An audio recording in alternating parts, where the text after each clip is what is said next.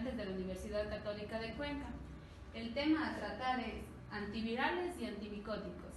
Los integrantes son Wendy Álvarez, Ailín Narváez, Carla Aurel, Tony Muñoz, Cristian Fares, Jefferson Oña.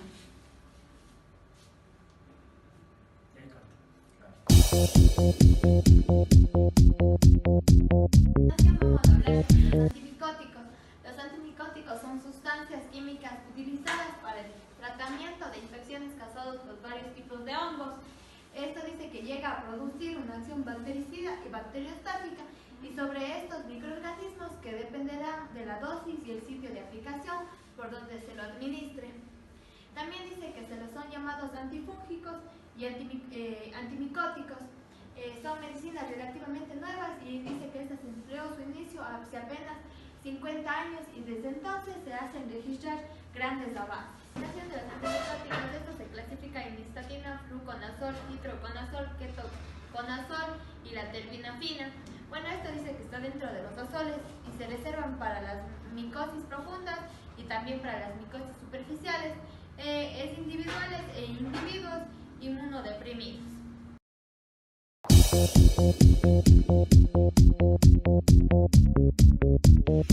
Bueno, la nistatina.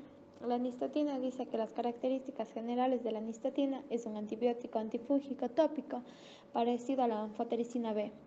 Esta no se trata de infecciones fúngicas sistémicas, esta trata sobre la cándida y aún es más efectiva sobre la cándida orofaringe o cutánea.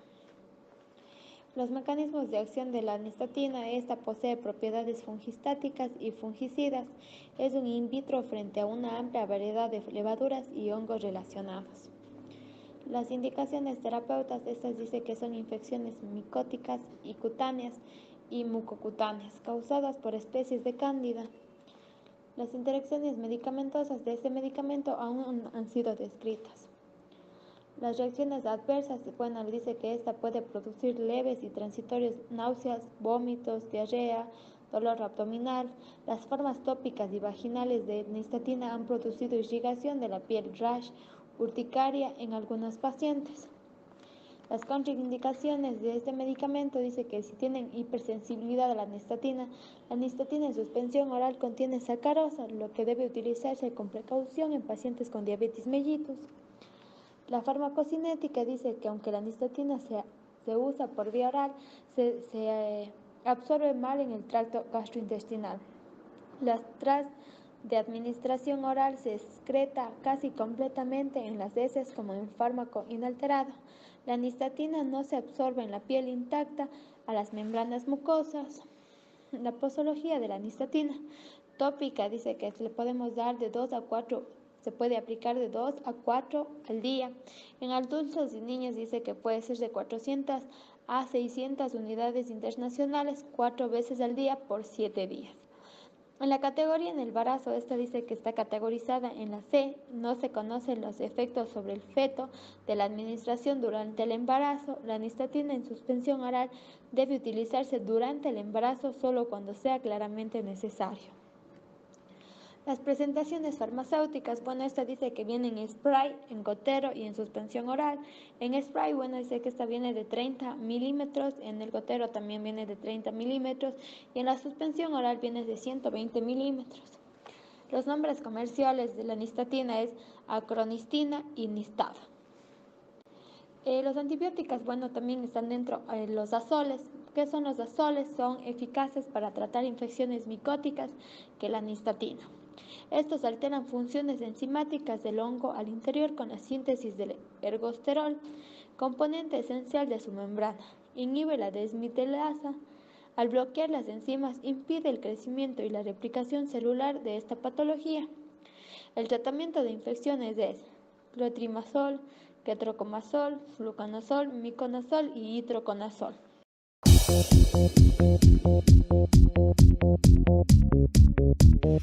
El clotrimazol. Las características generales: es un agente antifúngico, está indicado en tratamientos de las micosis subcutáneas. Los mecanismos de acción dice que es una acción fungistática y altera la permeabilidad de la membrana fúngica al inhibir la síntesis del ergosterol. Las interacciones medicamentosas dice que es un tópico de infecciones fúngicas superficiales causadas por dermofitos, hongos y levaduras simples, como infecciones por dermatofitos, Taenia pedis, Taenia manum, Taenia curis y Taenia corporis. Las interacciones medicamentosas dice que es a evitar el contacto con ojos y mucosa, bandeja oclusivo o reacciones de hipersensibilidad, suspender el tratamiento, no indicar en infecciones por dermatofitos como la Taenia capitis y la Taenia ungoin, inmunocomprimidos, diabetes y mellitus. Las reacciones adversas, bueno, esta dice que es alérgico al síncope, hipotensión, disnea, urticaria, ampollas, molestias al dolor, edema, eritema, prurito, sensación de quemazón, irrigación, picazón, etc. Las contraindicaciones, bueno, esta dice que es una hipersensibilidad al clotrimazol, a cualquier otro antibiótico del grupo de las imidazoles. La farmacocinética, esa dice que se le puede administrar sistémicamente, por vía vaginal se absorbe el 5 al 10% de la dosis, pero en las concentraciones plasmáticas son más pequeñas, debido a que el clotrimazol se fija en las mucosas oral y vaginal. Se detectan concentraciones significativas del fármaco hasta 3 días después de su aplicación. La posología dice que esta se le da en tabletas vaginal al 1% cada noche por 7 días o al 2% cada noche por 3 días, y en crema le podemos administrar del 1 al 2% por 15 días. Las presentaciones farmacéuticas de esta dice que vienen en tabletas de 100 miligramos y de 200 miligramos, también vienen en cremas de 4 gramos por 2 al 2%, y en óvulos que viene de 10 miligramos, de 200 y de 500 miligramos. Y los nombres comerciales es Clomisol, Conestel y el nombre genérico Clotrimazol. Dentro de los antibióticos encontramos al ketoconazol y al fluconazol.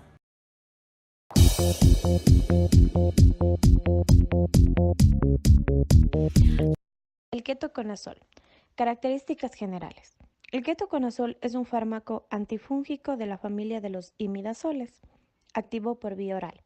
Dentro del grupo de los imidazoles, entre los que se encuentran el clotimazol, fluconazol, itraconazol e imidazol, el ketoconazol tiene la propiedad de inhibir la síntesis de los corticoides adrenales, si bien en dosis superiores a las que tienen actividad antifúngica. Ahora hablaremos sobre los mecanismos de acción.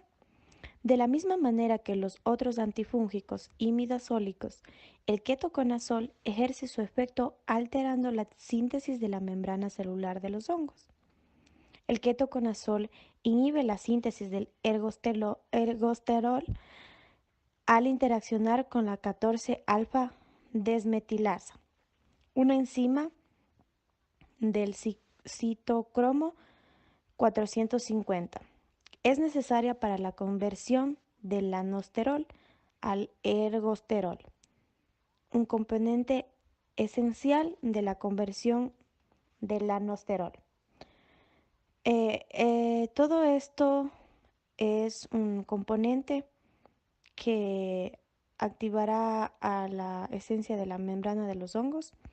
Por el contrario, la anfotericina B, un antibiótico antifúngico, se fija al ergosterol una vez que éste ha sido sintetizado. Las indicaciones terapéuticas dice que está indicado para dermatofitosis, pitiriasis, vesicolor, candidiasis cutánea, mucocutánea, crónica, orofaringia y esofágica, vaginal recurrente y crónica. En interacciones medicamentosas, los antifúngicos imidazólicos como el ketoconazol inhiben la síntesis del ergosterol de los hongos, mientras que los antifúngicos poliénicos como las nistatinas o la anfotericina B lo hacen fijándose al ergosterol ya sintetizado. Teóricamente, los antifúngicos imidazólicos podrían interferir como la acción de los antibióticos poliénicos, al reducir los puntos de una función después de segundos. Sin embargo, existen pocas evidencias clínicas de las interacciones de ambos tipos de fármacos. Se recomienda no utilizar concomitantemente ambas medicaciones y tener en cuenta que es posible un fracaso del tratamiento con anfotericina B después de un tratamiento con un antifúngico imidazólico. En las reacciones adversas tenemos que aproximadamente el 10% de los pacientes tratados con ketoconazol experimentan náuseas o vómitos. Esta reacción adversa suele ser pasajera y puede ser minimizada si el fármaco se administra con la comida, lo cual además mejora su biodisponibilidad. Cuando se administra en dosis altas, el ketoconazol puede producir una elevación de enzimas hepáticas. Raras veces se puede producir hepatotoxicidad, aunque se han comunicado casos de hepatitis en niños. Estos efectos son reversibles al discontinuar el tratamiento, aunque puede transcurrir varios meses hasta que el hígado retorna a la normalidad. El prurito puede ocurrir en pacientes que toman ketoconazol sistémico y el picor, escozor o irritación puede ocurrir en pacientes que reciben ketoconazol tópico. Se han descrito mareos o somnolencia en algunos pacientes tratados con ketoconazol. También puede ocurrir fotofobia en algunos pacientes tratados con ketoconazol. Para minimizar las molestias en el paciente debe llevar gafas de sol mientras se encuentra afuera y evitar la luz brillante cuando sea posible. Ahora hablaremos de la farmacocinética. La farmacocinética se dice que esta se va a dar por vía oral. El ketoconazol se disuelve en las secreciones gástricas, pasando a clorhidrato antes de absorberse rápidamente en el estómago. Su biodisponibilidad depende del pH gástrico, siendo necesario un medio ácido para su absorción. La administración del ketoconazol con las comidas favorece su absorción, como ya había mencionado, debido a un aumento de las secreciones biliares, a un retraso en el vaciado del estómago o a un aumento de su solubilización. La posología de este medicamento. En la posología se dice que los adultos se puede administrar de 50 a 150 miligramos, una dosis diaria por 7 días a 14 días, y en niños mayores de un mes se dará de 3 a 6 miligramos kilogramo, una dosis diaria por 14 a 30 días también. Y en la categoría del embarazo está categorizado con la categoría C, ya que está prohibido en el embarazo. En las presentaciones farmacéuticas tenemos la cápsula de 200 miligramos y tableta de 200 miligramos. Y como nombres comerciales tenemos el Chemicom, ketoconazol y ketoconazol.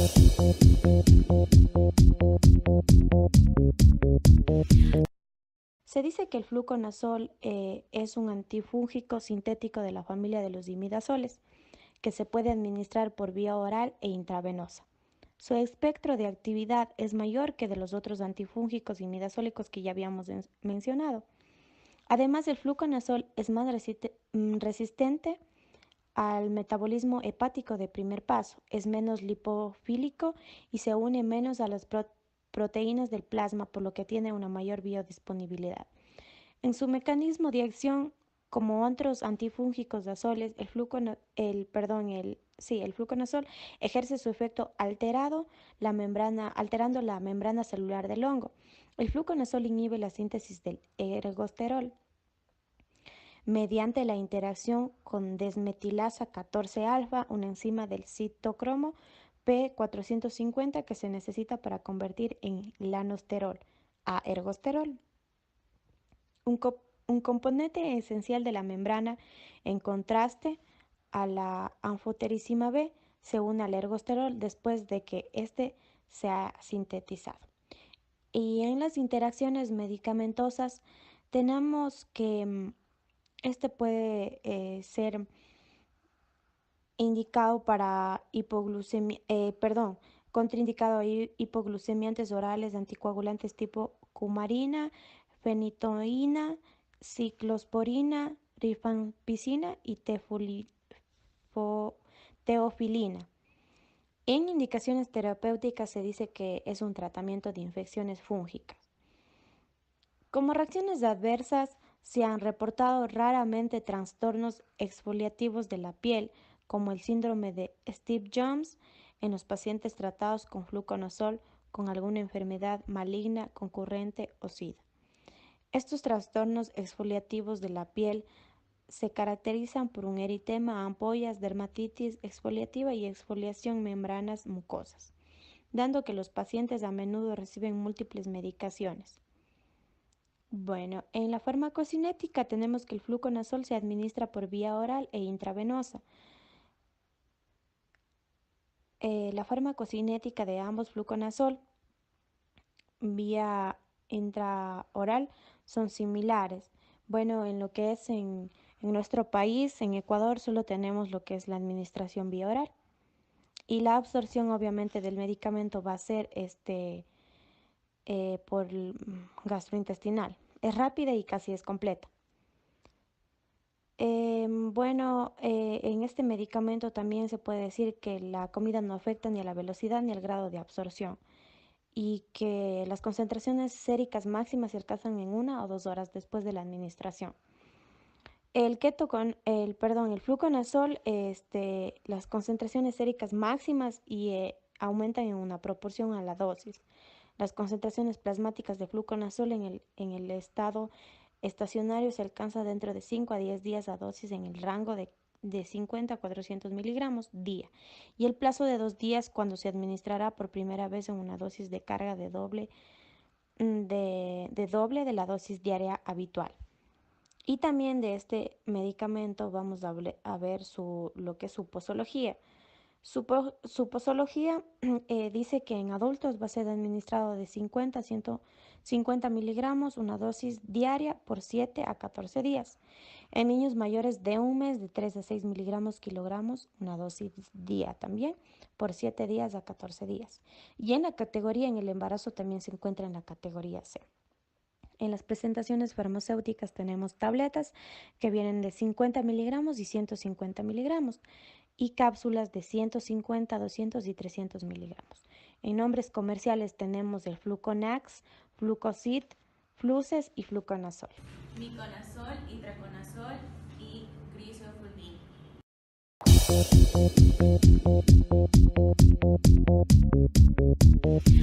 Las características generales, vamos a hablar que es un antifúngico imidazólico desarrollado para sustituir a la anfotericina B como un agente antifúngico parenteral.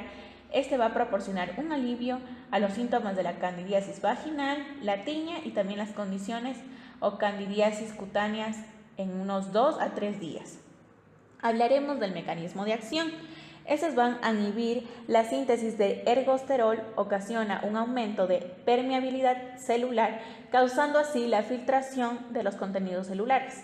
Este no va a tener un efecto sobre la síntesis de colesterol humano. Va a ejercer su efecto mediante la alteración de la membrana celular de un hongo. También se ha propuesto que estos efectos antifúngicos de los derivados del imidazol, que incluyen la inhibición de la respiración endógena, la interacción con los fosfolípidos de la membrana y la inhibición y transformación de levaduras y formas de micelio. A continuación también hablaremos sobre la farmacocinética. La farmacocinética también, esta nos habla de la administración tópica e intravaginal solo en pequeñas cantidades de miconazol. Se va a absorber sistémicamente, mientras que el nitrato de miconazol no absorbe después de la aplicación sobre la piel intacta. Se ha detectado concentraciones medias séricas máximas de 4.2 miligramos sobre mililitros, después de 6 aplicaciones diarias de un régimen de 14 días para la candidiasis vulvovaginal. La unión a proteínas es superior al 90%, mientras que la eliminación del miconazol se produce de una manera trifásica, con semividas medias biológicas de 0,4, 2.1, 24 a 1 hora, respectivamente para cada fase. Vamos a hablar sobre las indicaciones terapéuticas. En adultos y niños mayores a 1 año, para el tratamiento tópico de la tinea pedis y tinea corpis, es administración tópica en crema para piel, en polvo, en aerosol y líquido aerosol. Para el tratamiento de la tiña lingual inguinal, administración tópica, crema para piel, polvo, aerosol, líquido y aerosol. Las contraindicaciones. Bueno, en esta se recomienda a los pacientes que estén usando las preparaciones intravaginales de miconazol se abstengan a tener relaciones sexuales durante el curso del tratamiento. Los dispositivos anticonceptivos, incluidos como son condones, diafragmas, espermicidas y capuchones cervicales, se pueden dañar durante estos usos. Estos productos pueden conducir a fallos anticonceptivos. En el embarazo y la lactancia, este medicamento tiene categoría C. Tiene riesgo en el embarazo. Las preparaciones vaginales y tópicas del miconazol se van a clasificar dentro de la categoría que les he mencionado, y también la automedicación durante el embarazo está contraindicada en las mujeres embarazadas que sospechan que tienen candidiasis vaginal. Deben de ser evaluadas por un profesional antes en su salud. En la leche materna, estas formulaciones de miconazol sistémicas deben utilizarse con precaución durante la misma. Vamos a hablar sobre la interacción medicamentosa de este fármaco. Bueno, para este se va a asociar en la interferencia de la acción de agentes antifúngicos de polieno por ozono en sitios de unión. El uso concurrente. En la nistatina tópica y preparaciones del ketoconazol tópico debe ser evitado, debido a que estructuralmente es muy similar al ketoconazol. Las interacciones de drogas, como son similares, pueden ocurrir con el miconazol sistémico como que con el ketoconazol. Van a indicarse que el miconazol va a ser administrado sistémicamente y puede potenciar los efectos de los agentes hipoglucemiantes orales, y que el miconazol sistémico se ha implicado en la hipoglucemia grave cuando se administró a los pacientes que reciben estos fármacos. En las reacciones adversas vamos a tener lo que es un prurito, una flebitis, somnolencia, mareos, fiebre, enrojecimiento muy a menudo y erupción. En la posología del miconazol vamos a encontrar que hay en crema un envase de 20 miligramos, 2% de envase, tubo en 20 miligramos, 2 gramos envase en caja o tubo con 20 gramos, 2% de envase en 20 gramos y 2 gramos en caja o solución de 20 gramos al 2%. Vamos a hablar que también tiene unas presentaciones farmacéuticas, y a nivel del Ecuador solo se administra en soluciones tópicas. En un nombre comercial lo tenemos como es Aldermocat.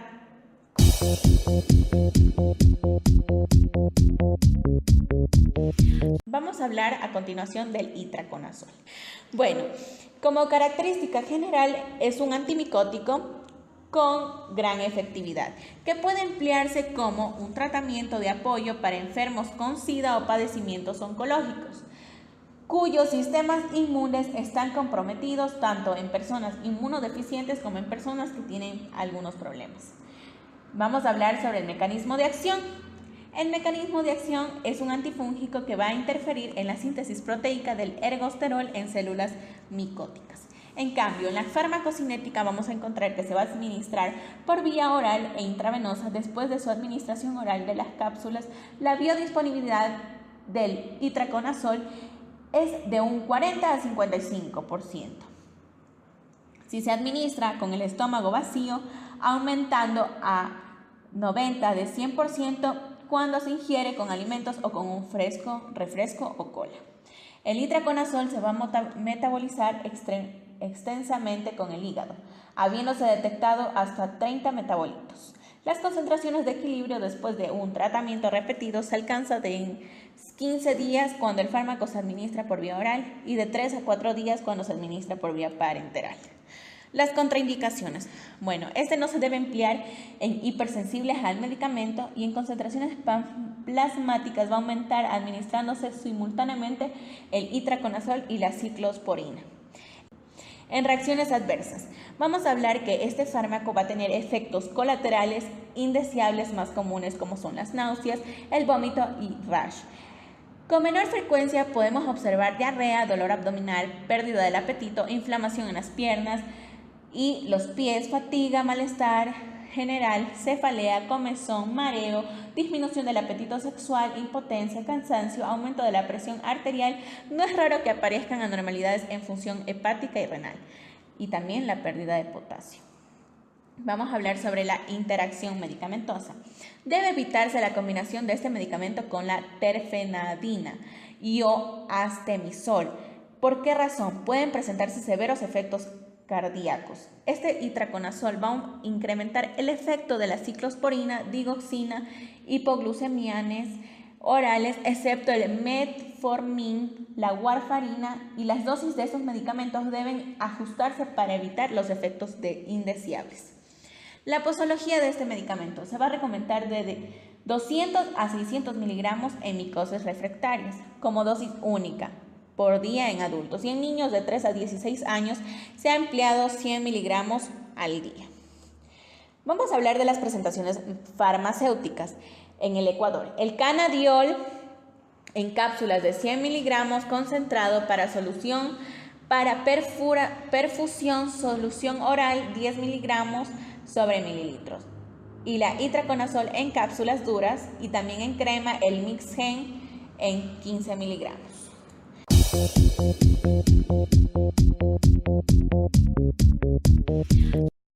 Vamos a hablar de la griseofulvina. Hablar las características generales. Es un fungistático activo exclusivamente frente a dermatofitos, útil en tiñas infantiles. Activo frente a Microsporum, Epidormiphytum y Trichophytum. El uso clínico de esta es en tiñas infantiles, tanto en piel, cabello, uñas. Útil también exclusivamente en dermatofitosis. Utilizada en niños mayores a 2 años. Es un antibiótico antifúngico producido por ciertas especies de Penicillium.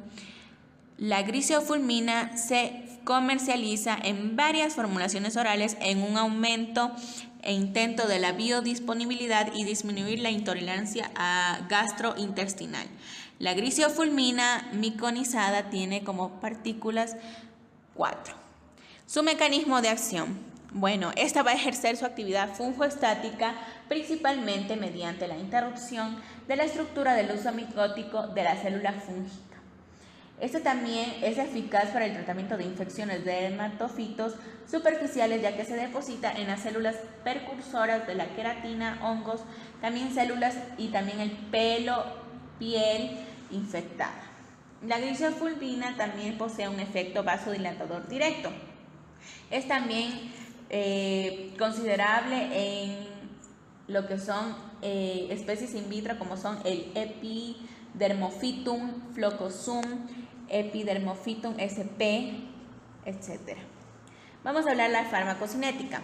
La farmacocinética, este de aquí principalmente se lo excreta mediante el duodeno, tiene una absorción casi completa, mientras la griseofulvina micronizada, esta tiene absorción vía oral variable de un 25 a 70% e imprescindible.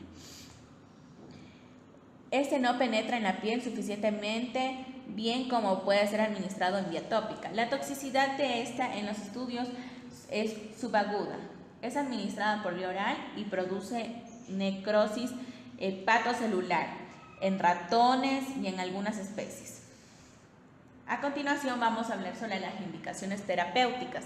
El tratamiento de infecciones producidas por organismos sensibles a la griseofulvina, tratamientos de tinea pedis o tinea unguium como la onicomicosis y también tratamiento de tinea capitis causada por Microsporum canis o Microsporum audoini.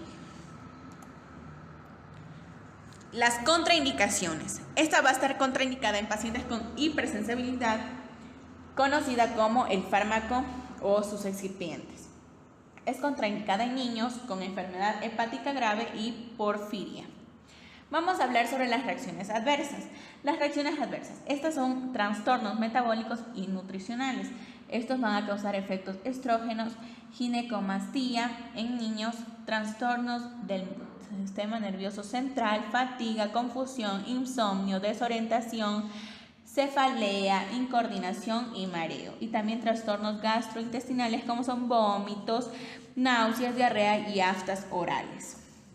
A continuación vamos a hablar sobre las interacciones medicamentosas. El inductor de la coisoenzima CI1A2 del citocromo 450 y el fenobarbital disminuyen los niveles de glicofulvina. Esta última va a reducir la eficacia de la warfarina y anticonceptivos orales. Va a disminuir las concentraciones de ciclosporina y la potencia de los niveles de alcohol. El uso del embarazo y la lactancia, este medicamento va a atravesar toda la pared o placenta y es embriotóxica y teratógena. En lactancia no ha presentado problemas.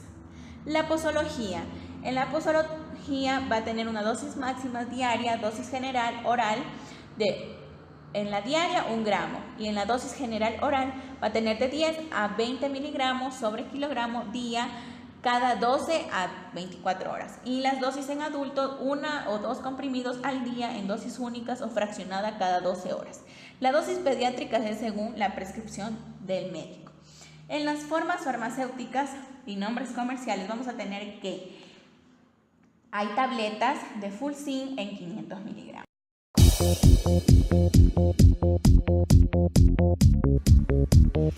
Bueno, en este capítulo veremos sobre los antivirales. Los antivirales son virus que ocupan un lugar prioritario entre las patologías infecciosas.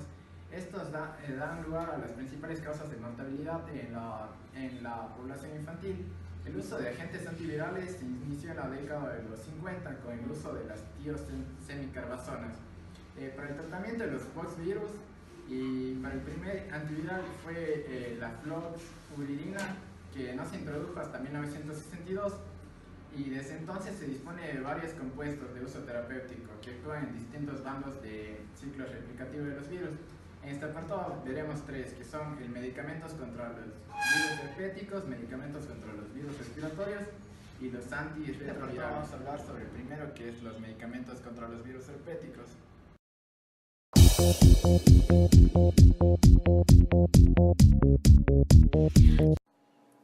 En este apartado tenemos a los principales usados en la odontología, que son aciclovir y el valaciclovir. Estos actúan sobre el virus del herpes simple tipo 1 y tipo 2, además en contra del virus de la varicela zoster. Son igualmente eficaces para el tratamiento de enfermedades causadas por estos virus. El valaciclovir tiene ventaja de que su administración es más cómoda, que esto quiere decir que daremos menos tabletas al día. En su farmacocinética tenemos que el aciclovir, su semivida plasmática en voluntarios y en pacientes con la función renal normal es de 2.5 a 3.3 horas y su eliminación sin alterar supone un 14.4% de la dosis administrada por vía oral, mientras que el valaciclovir, sus concentraciones plasmáticas son generalmente bajas y a las 3 horas son prácticamente indetectables. El aciclovir generado se elimina principalmente a través de los riñones en los pacientes con la función renal normal y su semivida de eliminación plasmática es de 2.5 a 3.3 horas. En su posología tenemos que el aciclovir para el herpes simple en adultos y niños mayores de 2 años se administró de 200 a 400 miligramos en pacientes inmunodeprimidos y 5 veces al día por 5 días, mientras que en niños de 1 mes a 2 años se administraba 100 miligramos. Y en el herpes zóster administramos en adultos 800 miligramos 5 veces al día por 7 días y en pacientes inmunodeprimidos tenemos que continuar por 2 días después de la formación de costras. Mientras que en niños de 1 mes o 2 años administraremos 200 miligramos por 5 días y en niños de 2 a 6 años 400 miligramos cada 6 horas por 5 días. Mientras que en niños de 6 a 12 años 800 miligramos cada 6 horas por 5 días. Sus presentaciones farmacéuticas son en solución inyectable, cápsula y tableta. Los encontraremos en presentaciones de las casas comerciales como Eurovir y Sovirax en Ecuador. Mientras que la posología del valaciclovir tendremos que para el herpes simple administraremos 500 miligramos cada 12 horas por 5 a 10 días y para el herpes zóster 1 gramo cada 8 horas por 7 días. Sus presentaciones farmacéuticas solo están en tableta en el Ecuador y lo encontraremos como Acrovir y Valtrex. Como mecanismo de acción tenemos que la aciclovir, su acción inhibitoria es muy selectiva para los HSV1, HSV2, BZB y EBB, mientras que para el valaciclovir es transformado rápidamente a ciclovir, el cual inhibe la síntesis del ADN vírico para ejercer su efecto. El aciclovir debe ser fosforilado intracelularmente, lo que consigue mediante una timidina quinasa vírica que lo transforma en monofosfato. En interacciones medicamentosas tenemos que el aciclovir, su administración simultánea con probenecid aumenta la vida media del aciclovir y el área abajo de la curva de sus concentraciones plasmáticas. Los medicamentos que alteran la fisiología renal podrían influenciar también en su farmacocinética, mientras que en el valaciclovir, después de la administración del valaciclovir en pacientes sanos tratados con cimetidina, probenecid o ambos, se observó un aumento del AUC del aciclovir debido a una reducción de su aclaramiento. Se desconoce la significancia clínica de este hallazgo, pero no se recomienda reducciones en las dosis. En medicamentos contra los virus herpéticos también encontramos el valganciclovir, que este es un principio activo que debido a su toxicidad se preserva para el tratamiento de infecciones graves como son el citomegalovirus. En efectos adversos tenemos que el aciclovir y el valaciclovir, que producen trastornos gastrointestinales, trastornos del sistema nervioso central, es decir, cefalea, confusión y convulsiones.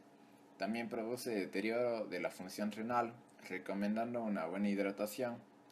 En caso de administración intravenosa, provocará reacciones locales en el sitio de inyección que pueden ser graves en caso de extravasación, que es la salida de un líquido de un vaso o conducto normal, mientras que en el valganciclovir producirá efectos adversos graves como nefrotoxicidad y trastornos hematológicos, si se sospecha una posible inhibición de la espermatogénesis. En el riesgo en el embarazo, tenemos que el aciclovir y el valaciclovir se encuentran en categoría B, así que se puede administrar, mientras que el valganciclovir está contraindicado durante el embarazo, debido a sus efectos teratogénicos y de toxicidad embrionaria observada en animales. También encontramos lo que son los virus de la respiración. Estos son lo que es el oseltamivir, el palivizumab y lo que es el cenamivir.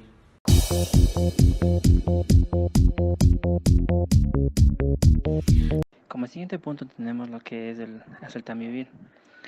El oseltamivir, como características generales, es un profármaco antiviral selectivo contra el virus de la gripe. Lo produce Roche en el medicamento nombre y se le conoce también como el nombre de Tamiflu y Procals con el nombre de Tesamivir. En cuanto al mecanismo de acción, su acción se basa en la inhibición de las neuramidasas presentes en el virus de la influenza.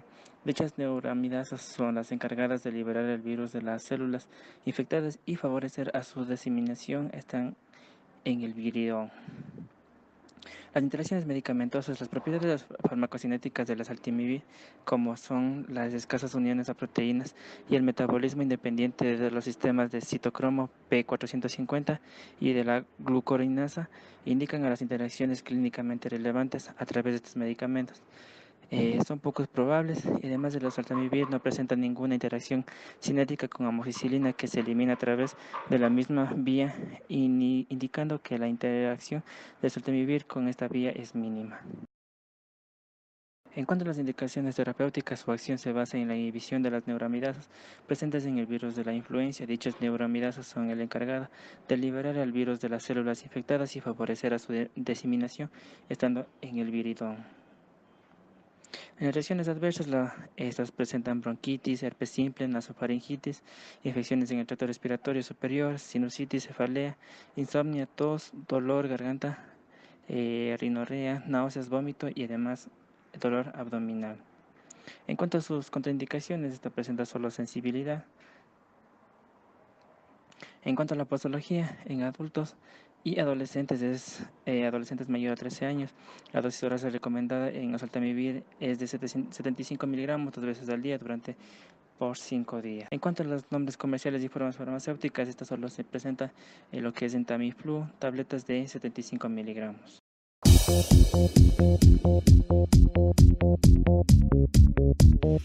En el Palemizumab. El Palemizumab es el primer anticuerpo monoclonal aprobado para la promoción inmunidad pasiva para la enfermedad infecciosa del Palemizumab.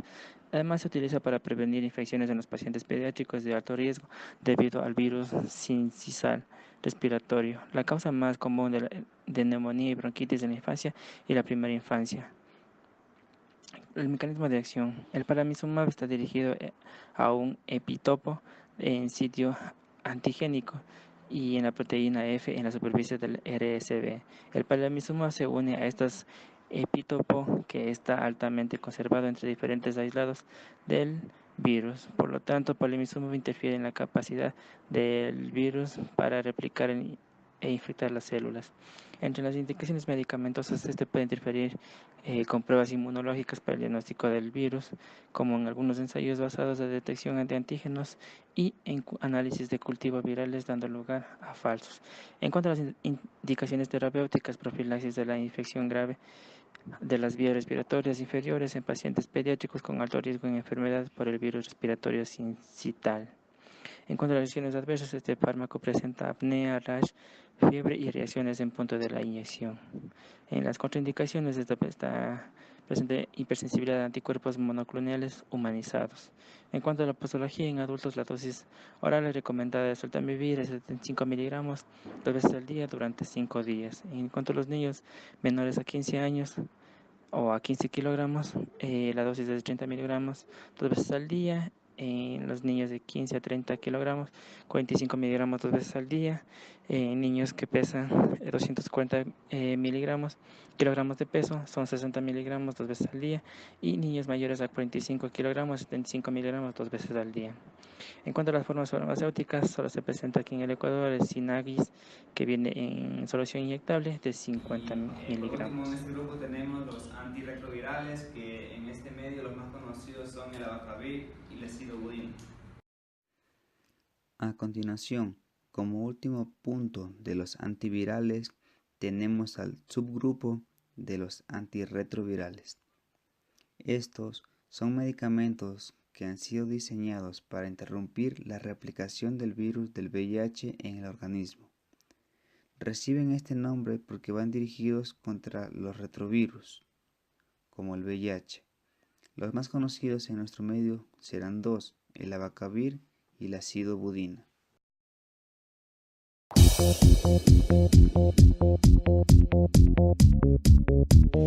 Ahora vamos a hablar sobre el abacavir. Características generales. El sulfato de abacavir es un fármaco sintético, análogo de los nucleósidos, inhibidor de la transcriptasa inversa, que es utilizado en tratamientos contra el VIH. Existe una marca comercial que se combina con otros fármacos antivirales, como son con el abacavir, acidobudina y lamivudina. El abacavir fue aprobado para el uso público en el año de 1998. Farmacocinética. La absorción. El abacavir se absorbe bien y rápidamente tras la administración oral. Su biodisponibilidad en los adultos será de un 83%. El abacavir puede o no tomarse con alimentos. Distribución. La unión del abacavir a las proteínas plasmáticas es aproximadamente del 50%. Esta unión es independiente de su concentración, indicando así una escasa probabilidad de interacciones con otros medicamentos por desplazamiento de la unión a proteínas plasmáticas. Metabolismo. Las principales vías de eliminación del abacavir son mediante las enzimas de alcohol deshidrogenasa y la glucoriniltransferasa. Eliminación. La vida media del abacavir es aproximadamente hora y media. La eliminación del abacavir se da por vía del metabolismo hepático con la posterior excreción de metabolismos, principalmente por la orina. Indicaciones terapéuticas. El abacavir está indicado en la terapia de combinación antirretroviral para tratamientos de pacientes infectados por el virus de la inmunodeficiencia humana. Contraindicaciones. El abacavir está contraindicado en pacientes con hipersensibilidad conocida al mismo o a cualquiera de los excipientes de la fórmula. Además, está contraindicado en pacientes con alteración hepática de moderada a severa. Interacciones medicamentosas. Intervendrá con el etanol y con la metadona. Con el etanol. El abacavir no tiene efectos en las propiedades farmacocinéticas del etanol. El etanol reduce la eliminación del abacavir, incrementando la exposición del fármaco en el organismo. Con la metadona, no produce cambios clínicamente significativos en la farmacocinética del abacavir, pero sin embargo, ocasionalmente se podría necesitar un ajuste en su dosis de la metadona. Posología. En los adultos, de 300 miligramos cada 12 horas o 600 miligramos cada 24 horas. Nombres comerciales y formas farmacéuticas. En el Ecuador, su única forma comercial será con el nombre de Ciagen, que viene en tabletas de concentración de 300 miligramos. Además, viene con su nombre genérico como soluciones orales en concentración de 50 miligramos sobre 5 ml.